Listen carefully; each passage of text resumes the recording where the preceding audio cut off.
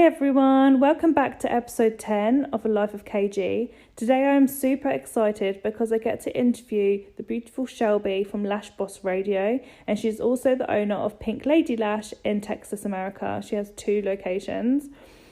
Lash Boss Radio was one of the first podcasts I started listening to and got totally hooked. If you haven't checked it out yet, definitely start listening in.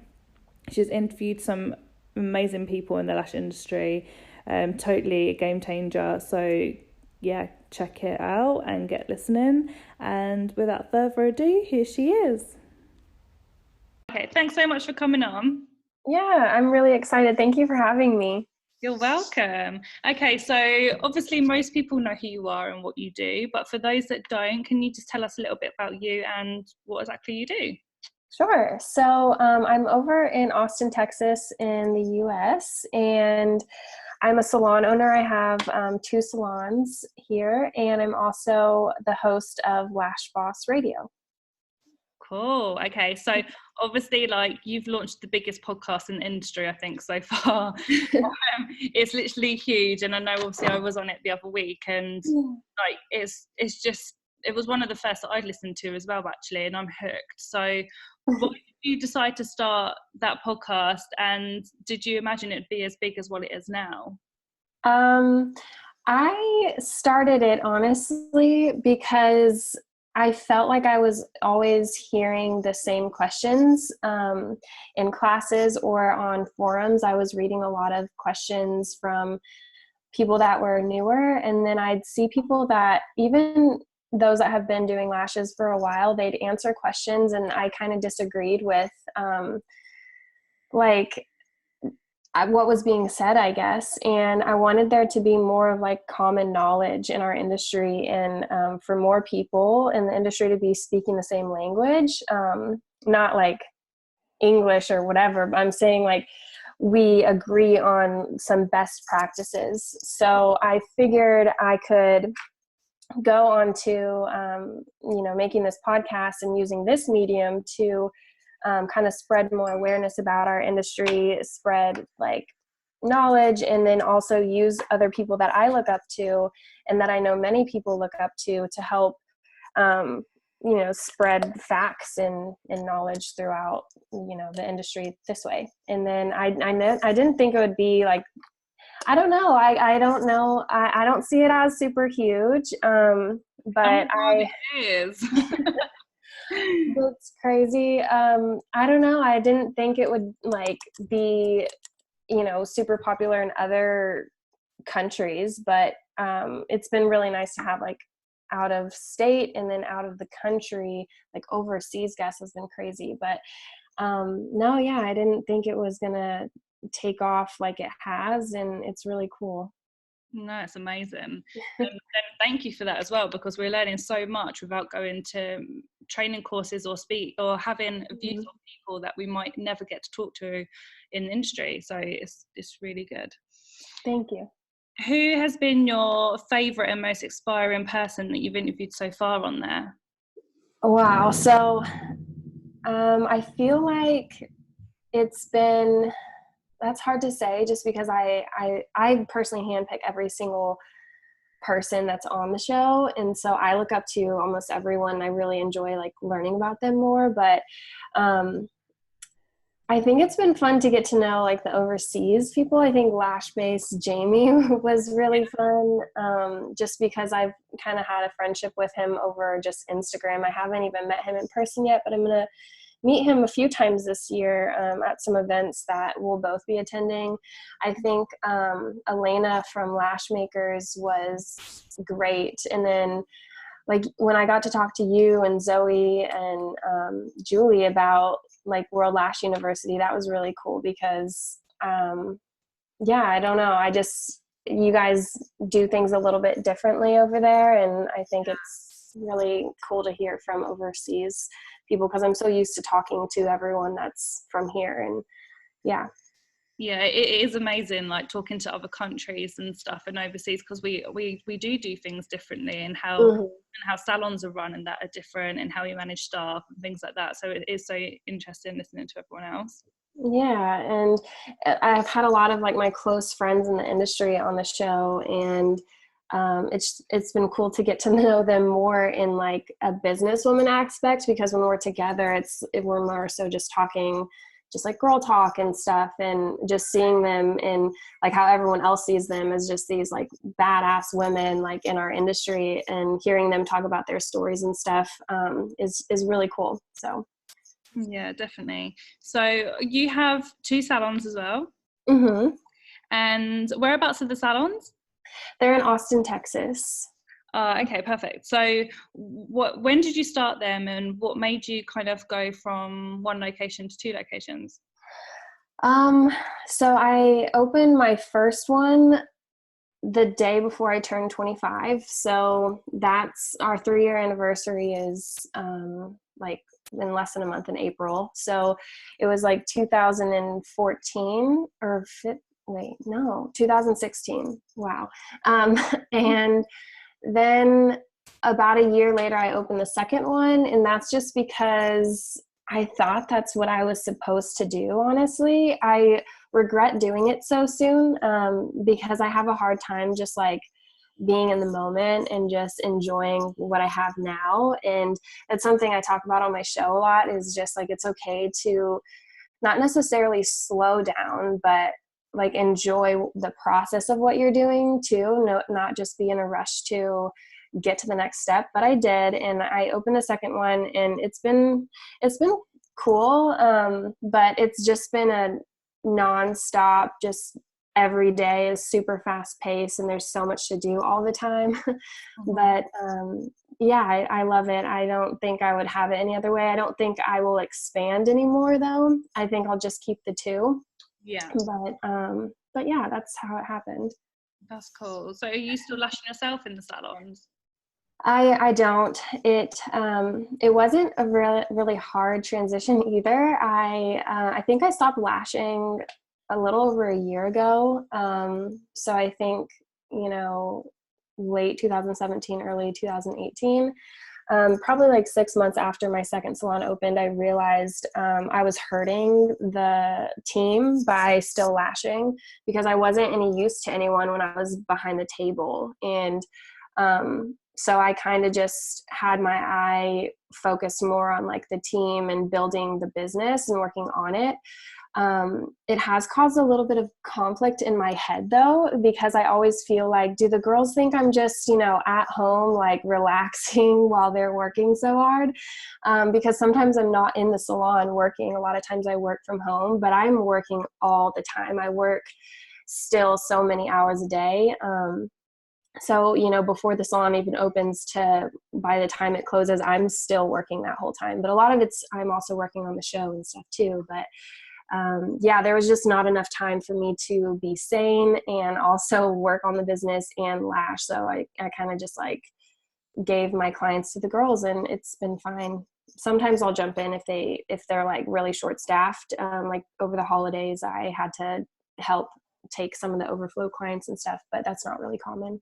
Yeah, I mean, I know exactly how you feel. I mean, I obviously got my salons, and I stopped lashing a while ago as well. And sometimes the guilt that I feel if I'm not in the salon, and it's like, because I'm so worried that everyone else is going to think, oh, Katie doesn't work, or she can't do it because she's not lashing. And I've have piles and piles of work to do, and my calendar to-do list is like as long as my arm, but no one sees that. And actually, it's not about us having to justify ourselves of what we are doing in our business, but we do just feel this guilt of, if they don't see us, they think we're not working.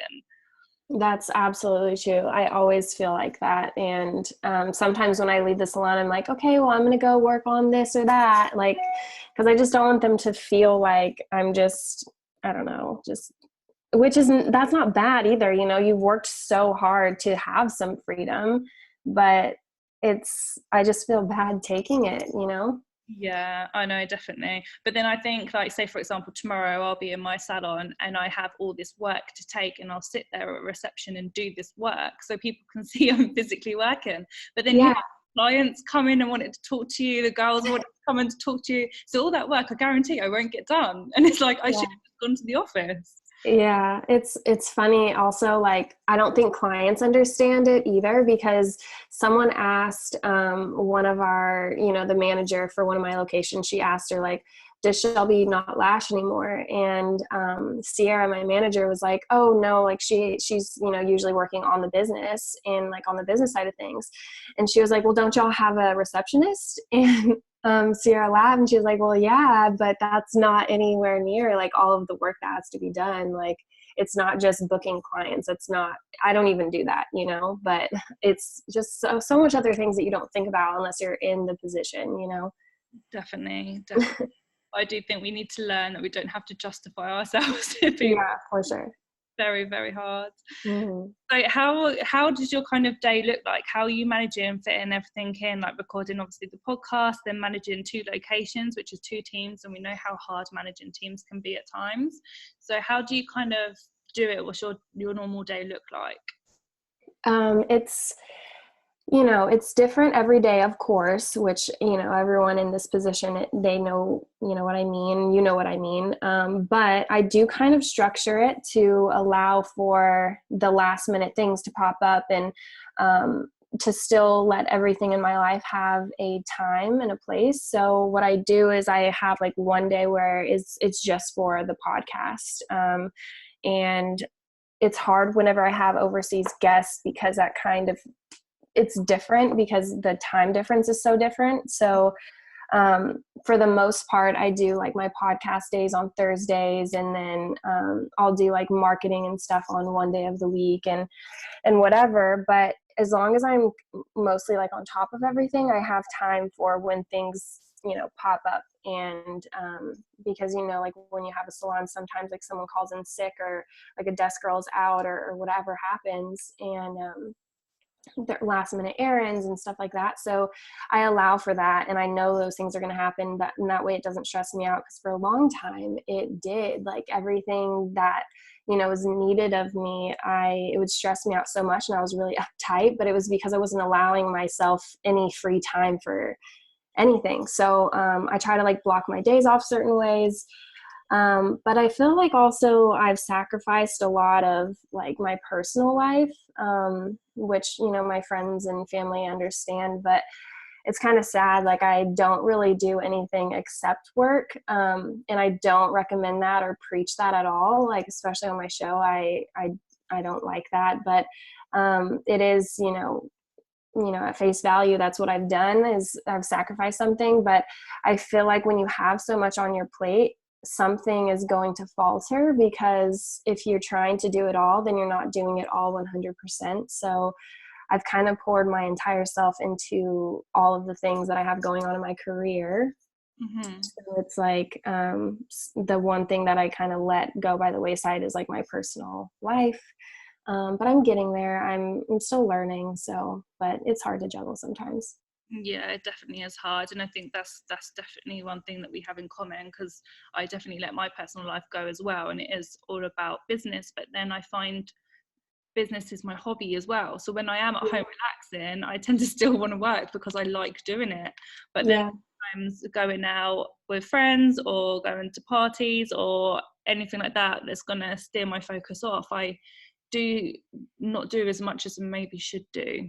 Right. And like that's the whole thing too, like the guilt of like not having work-life balance all figured out. But I'm the older I'm getting, I'm starting to realize that I don't really care about that as much. Like I like working, like this is what I like to do. I am so lucky to be doing something that I love. And there's been people like in my life that have said in the past, this might not be like the only industry that you're ever in. Like you may find that you want to like leave the beauty industry and do something else. And I'm like, no, I would never. Like, this is what I love doing. I found it, and I don't know, whenever I'm out with friends or something, sometimes I feel like I can't really relate to them either. And that's also why I really love doing the show, because I'm talking to people that I relate to, and that's really rare to find.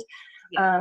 none of my friends are business owners, and even my own team, even though like we're together, the conversation is a little bit different than, you know, what I'm thinking about in my head. Like there's always, you know, numbers and things flying around in there and it's just hard. You know, so I just love, you know, working on the business and watching it grow. And then it's really crazy. You can, you know, you can change something and it has like a direct effect on your company. And like, that's something that you put in motion. That's something that you created. It's crazy. So I just love watching that. You know, it's like a living creature kind of, and it's growing. It's like a real baby. Yeah, it really is. Now we know why the expression is like, oh, your company's like your baby. It's true. Yeah, for and sure. I often look at the whole salon as well as a baby as well. I look at the staff, they're like my children. They come to me with all their issues. And then the actual company is like a husband. Sometimes you love it, sometimes you hate it. Yeah, that's true. It's so true. Definitely. So obviously you don't have like a massive work-life balance going on, like I think most of us, but what things do you do to kind of relax and unwind and de-stress? There's like silence because I'm like, wow, there's nothing. I don't know. Whenever it's hot outside over in Texas, it's a lot of the year is really nice weather, but I really love to get on the water and paddleboard and kayak. That's something that I really love. I have animals. They are really fun to just lay down with, cuddle with. But my family is really, really close, and I have a pretty big family. And I actually live really near them, like really close by. Mm-hmm. So I try to go see them, even if it's just for like half an hour or something. But yeah, I don't really do much. Like I don't have a lot of hobbies, and so yeah, I think I want to take up, I don't know if you've heard of acrylic pouring, but I've been like binge watching all these videos on YouTube and Instagram about like, I've always just kind of been artistic. I loved like drawing and painting and sewing and cross stitching, all this stuff growing up. And I think I want to start like getting back into art. I was never like amazing at it, I feel like, but it was always really fun to me. That's why I love lashing, I think. But acrylic pouring looks really fun. I think I might start doing. Oh wow. I'll have to have a look at that. I haven't heard of that before. It's so cool. You can add like crystals to your art. It's just like you put paint in a cup kind of, and you put it over like a canvas or I don't know. And it just looks really cool because you can have all these different colors and they kind of look like a crystal, like a geode. And then some people put like actual real crystals like in their acrylic pouring pieces. Anyway, yeah, I don't know. I don't do anything yet, but that's what I feel like I might pick up soon. That's cool. Sounds cool. Yeah. So with going back to the salon, so how do you kind of find the right team? What do you kind of look for in someone that comes to you and wants to work on your salons? I always look for their character. There's a lot of places that won't hire people that don't have experience, and I do agree with that just because it is so much time and a lot of money to have someone on your payroll that knows, like, that can't make you money yet for a while, because you don't want to add anyone on the books until they're doing the work like you do the work. So it takes a long time to train people, but I do look for character, and I look for people that kind of look like they want to find their family, like their second family. Mm-hmm. Not someone that just needs to learn how you do it and then will be gone in 6 weeks. So I just look for their character, and I have really low turnover. I don't know what it is. I don't think that I ask any specific questions, but I try to just find out like how long they were at their last job and how they leave their last job, and are they on good terms. I never let someone like not put in their 2 weeks notice at their previous job. I always want them to leave respectfully because I expect that. Mm-hmm. I'm very clear about all of our expectations and our policies, like even at their interview. And so in the interview process is pretty long too. They do like a phone interview with a manager, then they meet the manager in person, then they meet me, then they meet the team. And as long as everyone kind of agrees that it would be a good fit, we bring them on. And I think that's a little bit different. I guess we've been doing it, so I just don't, but I guess now saying it out loud, I know that a lot of places aren't like that. But my salon is on something called team-based pay. And so it's really cool. You should check it out. It's basically, I was actually going to ask you more about that.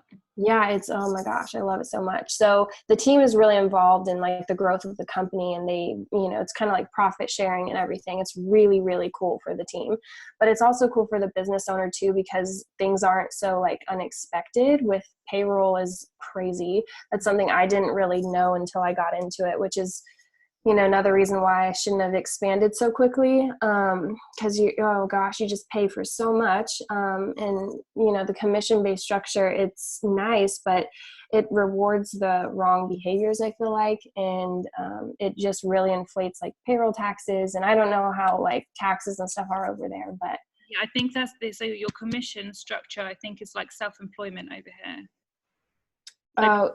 In chairs. Yeah. Well, no, it's not like rental, but it's like they make a percentage of what sales they did, and it just kind of makes each person I'm not calling anyone on my team selfish, but it makes everyone have a selfish mindset. And so team-based pay is about like, you want everyone to be full. And because like when the salon beats certain goals in a day or a month or whatever, when they beat like their monthly goal, then everyone gets a bonus. And then it's just so much, like it's so hard to go into it all, but it's like really worth like looking into, because it really has helped my company like grow. And even though I have the same people that I had even when we had commission, we're seeing such bigger numbers and happier employees, and I'm happier. And yeah, so the team basically gets to have a say-so in who's on the team, because those are the girls and guys that are going to be helping you beat the goals. So you have to make sure that y'all are going to get along. Yeah, that's really good. I'll definitely check that out. Really interested in that. Yeah. Yeah, I mean, I think it's really important when you are in interviewing and employing more people, that the team do have a say on that person as well, because they're the ones that have to work with them day in and day out, not necessarily us directly. And if you put the wrong person in a team, it can really change the whole atmosphere in salon. Yep, that's happened multiple times with us. And the team doesn't see it this way. They just see it as like, I don't like this girl. I don't like working with her. I don't like coming to work when she's here. But like, for me, it was more so like, why can't y'all get along? I've just paid thousands of dollars to basically train her because she's been on payroll this long, and I have to let her go because y'all can't get along.